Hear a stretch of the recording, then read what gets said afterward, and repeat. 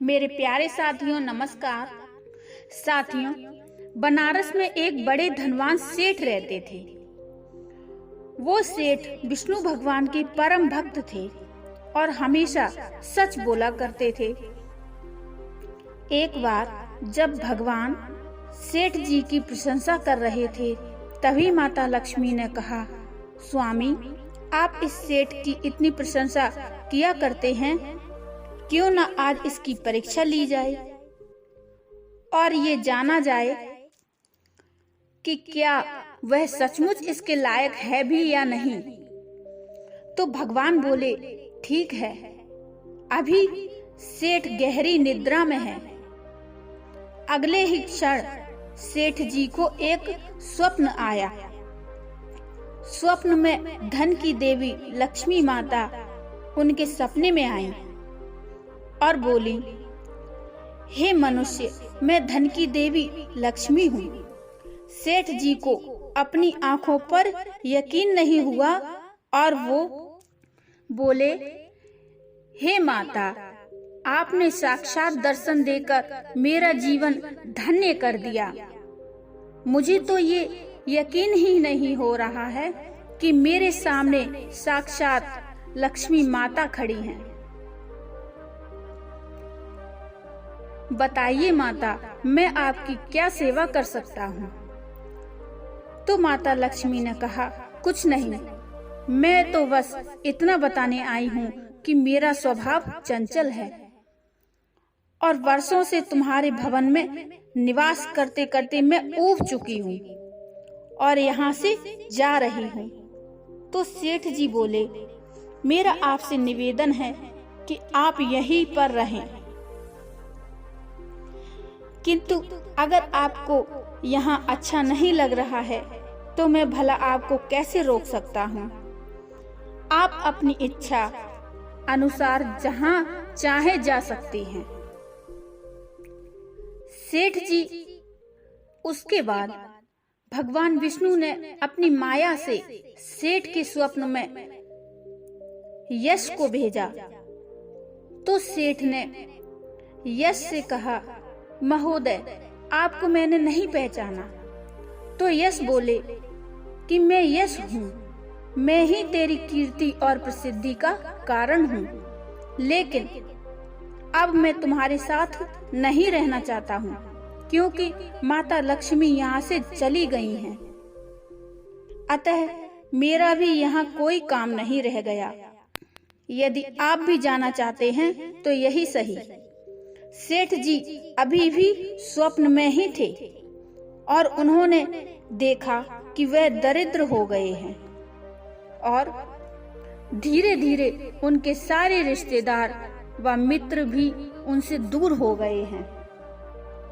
यहाँ तक कि जो लोग उनका गुणगान किया करते थे वो भी अब बुराई करने लगे हैं।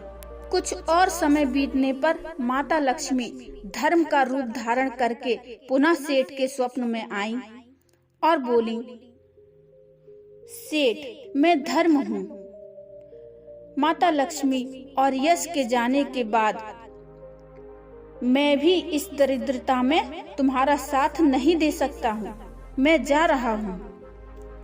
तो सेठ ने कहा, जैसी आपकी इच्छा। और धर्म भी वहां से चला गया।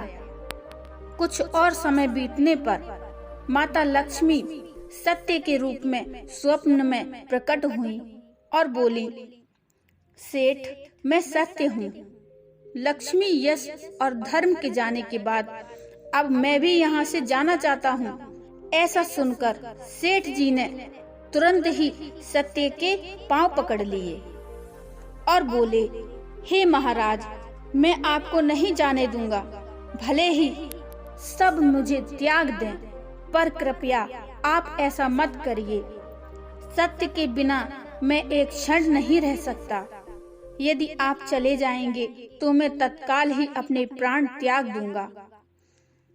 तो सत्य ने कहा, लेकिन तुमने वाकई तीनों को बड़ी आसानी से जाने दिया, उन्हें क्यों नहीं रोका। सेठ जी बोले, मेरे लिए वे तीनों भी बहुत महत्व रखते थे, लेकिन उन तीनों के बिना मैं भी भगवान के नाम का जाप करते करते उद्देश्यपूर्ण जीवन जी सकता हूँ। परंतु यदि आप चले गए तो मेरे जीवन में झूठ प्रवेश कर जाएगा और मेरी वाणी अशुद्ध हो जाएगी। भला ऐसी वाणी से मैं अपने भगवान की वंदना कैसे कर सकता हूँ? मैं तो किसी भी कीमत पर आपके बिना नहीं रह सकता। सेठ जी का उत्तर सुनकर सत्य प्रसन्न हो गया और उसने कहा, तुम्हारी अटूट भक्ति ने मुझे यहाँ रोकने पर विवश कर दिया है और अब मैं यहाँ से कभी नहीं जाऊंगा। और ऐसा कहते हुए सत्य अंतर्ध्यान हो गया। सेठ जी अभी भी निद्रा में ही थे। थोड़ी देर बाद स्वप्न में धर्म वापस आया और बोला, मैं अब तुम्हारे पास ही रहूंगा क्योंकि यहाँ सत्य का निवास है। सेठ जी ने प्रसन्नता पूर्वक धर्म का स्वागत किया। उसके तुरंत बाद यश भी लौट आया और बोला, जहाँ सत्य और धर्म है वहाँ यश स्वयं ही आ जाता है। इसलिए अब मैं भी तुम्हारे साथ ही रहूंगा। सेठ जी ने यश की भी भाव भगत की और अंत में माता लक्ष्मी आई और उन्हें देखते ही सेठ जी नतमस्तक होकर बोले, हे देवी, क्या आप भी पुनः मुझ पर कृपा करेंगी?